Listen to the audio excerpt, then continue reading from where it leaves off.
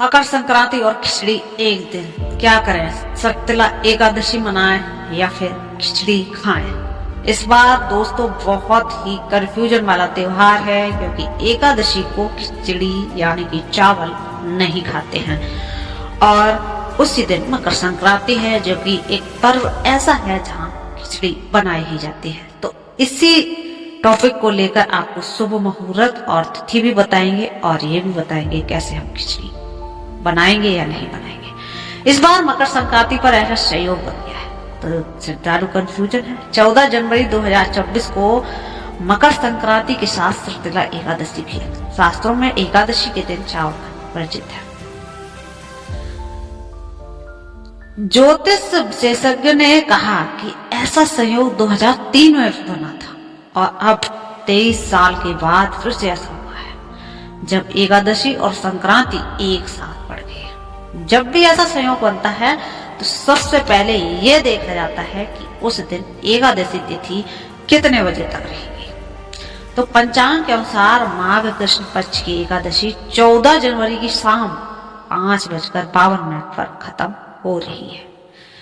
ऐसे में एकादशी तिथि के समाप्त होने पर चावल की खिचड़ी का सेवन और दान किया जा सकता है। इससे आपको कोई दोष नहीं लगेगा। हर नियम और बाध्यता से मुक्त होते हैं त्योहार।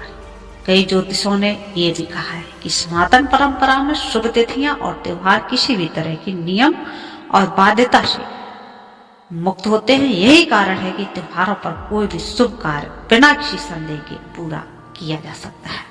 ऐसे में इस दिन बिना किसी टेंशन के मकर संक्रांति का पर्व मनाया जा सकेगा और खिचड़ी का सेवन भी आप कर सकते हैं। अब मकर संक्रांति पर क्या करते हैं? तो मकर संक्रांति के दिन श्रद्धालु सुबह पवित्र नदी के जल में स्नान करके और फिर उसके बाद सूर्य देव को अर्घ्य देते हैं। चावल, काली उड़द दाल, तिल और गुड़ का दान किया जाता है। इस दिन खिचड़ी का सेवन जरूर किया जाता है। तो वहीं उत्तर भारत में कई जगहों पर इस दिन दही और चूड़ा खाने का भी विशेष परंपरा और महत्व है।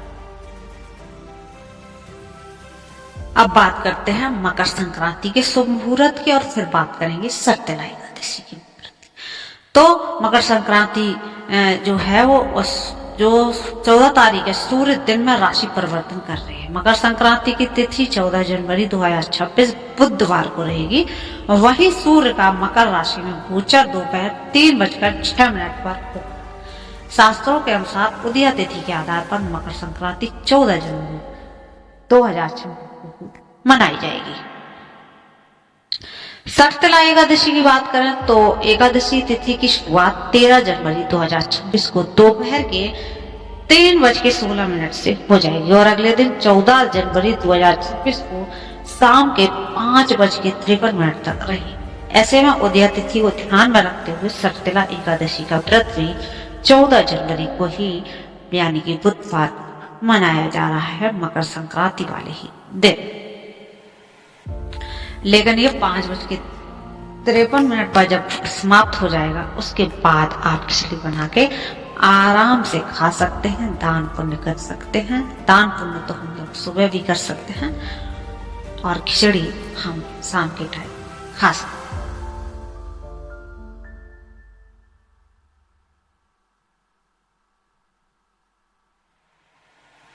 पर यही अगर आपको दिन में खिचड़ी बनानी है तो जो फलाहारी खिचड़ी होती है, जो लोग व्रत में खाते हैं, उसका हम सेवन कर सकते हैं, सामान्य खिचड़ी से नहीं। और जबकि मकर संक्रांति पर कौन कौन से काम हैं जो हमें नहीं करने चाहिए, चलिए जानते हैं। नंबर 1 पर है काले तिल का दान ना करें।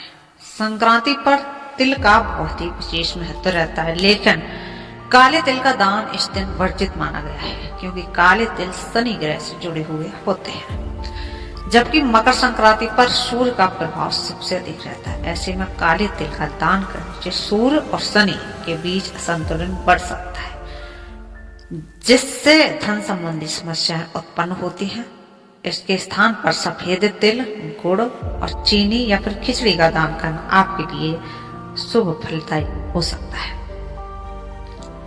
नंबर 2 पे है दक्षिण दिशा की यात्रा से बचें। मकर संक्रांति के दिन दक्षिण दिशा की ओर जाना शुभ नहीं माना जाता है। सूर्य इस समय उत्तरायण होते हैं और दक्षिण की ओर जाना सूर्य की सकारात्मक ऊर्जा के विपरीत माना जाता है। ऐसे में यात्रा से आर्थिक नुकसान, कार्य में रुकावट या फिर अनचाही परेशानी हो सकती है। यदि मजबूरी में यात्रा करनी पड़े तो पहले सूर्य को जल अर्पित कर और ओम सूर्याय नमः का जप करें। वास्तुशास्त्र के अनुसार इस दिन उत्तर या पूर्व दिशा में जाना ज्यादा लाभकारी होता है। नंबर 3 पर है तामसिक भोजन का त्याग करना। मकर संक्रांति के दिन शरीर और मन दोनों को शुद्ध रखना आवश्यक माना गया है।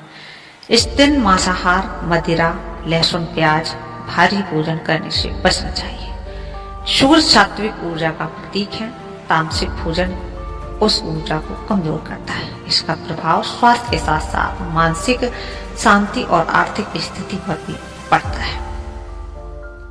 नंबर 4 है क्रोध और असत्य से दूरी बनाए रखें। इस पावन दिन पर व्यवहार में विशेष संयम रखने की सलाह दी जाती है। झूठ बोलना, गुस्सा करना या किसी के प्रति नकारात्मक भावना रखना अशुभ माना गया है।